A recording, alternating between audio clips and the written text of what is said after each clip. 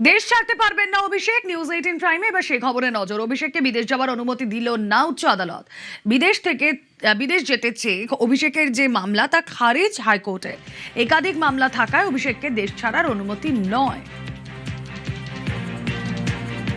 কথা বলবো, অর্ণব হাজরা রয়েছেন সঙ্গে। অর্ণব, আমেরিকায় অনগোয়িং যে ট্রিটমেন্ট অভিষেক বন্দ্যোপাধ্যায়ের চোখে চলছে এবং 2023 সাল থেকে সুপ্রিম আদেশ নিয়ে আমেরিকায় চোখের চিকিৎসা করতে গেছিলেন কালীঘাট তৃণমূল কংগ্রেসের সর্বভারতীয় সাধারণ সম্পাদক অভিষেক বন্দ্যোপাধ্যায়।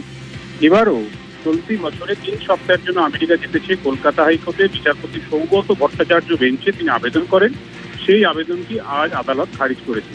তবে খারিজ করার আগে বিচারপতি সৌগত ভট্টাচার্য মামলার সবপক্ষের সওয়াল জবাব শোনার পর এই সিদ্ধান্তে উপনীত হচ্ছিলেন যে অভিষেক বন্দ্যোপাধ্যায়ের চোখের চিকিৎসা আমেরিকাতেই সম্ভব, নাকি আমাদের দেশের স্বাস্থ্য মানচিত্রে যে হাসপাতাল বা কেন্দ্রগুলি রয়েছে বা হাসপাতাল রয়েছে সেখানে তা সম্ভব, সেটাই আদালত খতিয়ে দেখতে চেয়েছিল।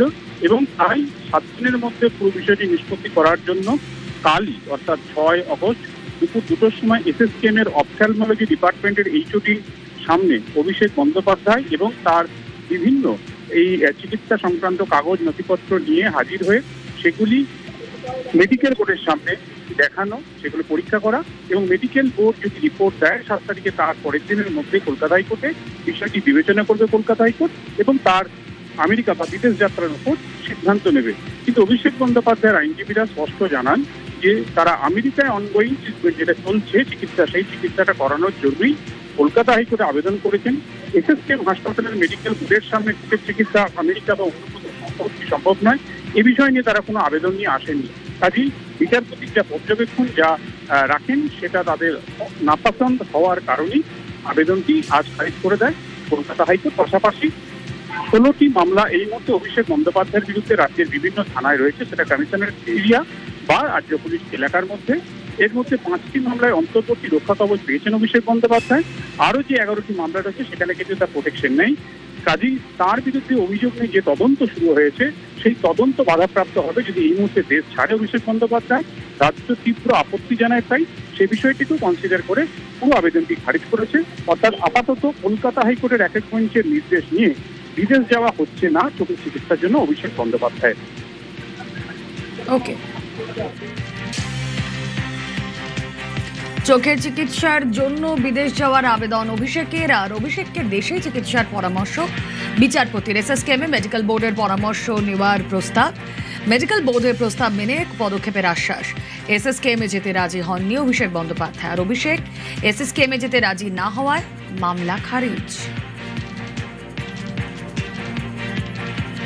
কোথায় যাবেন উনি? ইডি আর সিবিআই এর বেষ্টনী থেকে বেরিয়ে পালানোর যে প্রচেষ্টা ছিল সেটা বিচারপতি শেষ করে দিয়েছেন। এসএসকেএম এ এলে ভালো, যা ডাক্তারবাবুরা আছেন পশ্চিমবঙ্গের নাগরিকদের চিকিৎসা ওরাই করছেন। পিসিমণির চোখের মণি, সেই চোখের মণি এখন ইডি আর সিবিআই খুঁজে বেড়াচ্ছে। পালানোর প্রচেষ্টা ছিল, লক্ষ্মণ রেখা টেনে দিয়েছে বিচারপতিরা। এলিয়ার কোথায় যাবেন? উনি কি মার্কিন যুক্তরাষ্ট্রের সেবাশ্রয় খোলার চেষ্টা করলে সেটা দেখতে পারেন। এভাবে পালানোর কোনো চেষ্টা করে তো লাভ নেই। লোকে বুঝতে পারছে, জনগণ বুঝতে পারছে উনি কি চাইছেন। অভিষেকের চিকিৎসার নথি নিয়ে প্রশ্ন। চোখের চিকিৎসায় বিদেশে যেতে চেয়ে নথি জমা। চোখের চিকিৎসার প্রেসক্রিপশন নিয়ে প্রশ্ন হাইকোর্টের। প্রেসক্রিপশনে চিকিৎসকের রেজিস্ট্রেশন নাম্বার নেই কেন? অভিষেকের আইনজীবীকে প্রশ্ন বিচারপতির।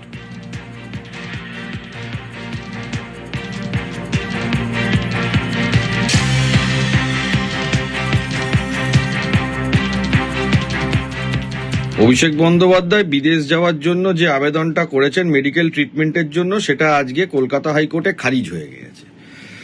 যেটা হাইকোর্টকে স্পেসিফিক্যালি দেখানো হয়েছে সেটা হচ্ছিল তিনি যে প্রেসক্রিপশনটার উপর রিলাই করছেন, সেই প্রেসক্রিপশনে যিনি ডাক্তারবাবুর নাম মেনশন করা আছে সেই ডাক্তারবাবুর রেজিস্ট্রেশন নাম্বার নেই। এই রেজিস্ট্রেশন নাম্বারটা যে কোনো ডাক্তারবাবুদের প্রেসক্রিপশনে যদি পেশেন্টকে ট্রিটমেন্ট করতে হয় এটা ম্যান্ডেটারি।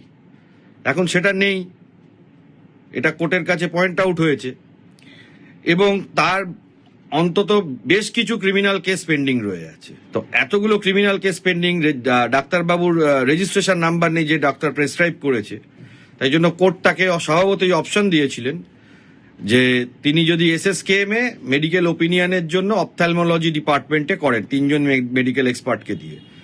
কিন্তু তিনি সেটাতে রাজি নন, তাকে ডাইরেক্ট বিদেশ যেতে দিতে হবে। সেটাও কোর্টে রেকর্ড হয়েছে এবং সব পক্ষকে শুনানি করার পর রাজ্য সরকার অভিষেক বাবুর আইনজীবীদের এবং আমাদেরও যারা ডিফ্যাক্টো কমপ্লেনেন্টেড ছিল, আজকে হাইকোর্ট ওনার যে বিদেশ যাওয়ার অ্যাপ্লিকেশনটা সেটাকে হাইকোর্ট রিজেক্ট করেছে। কি বলছেন চিকিৎসক জয়দীপ ঘোষ?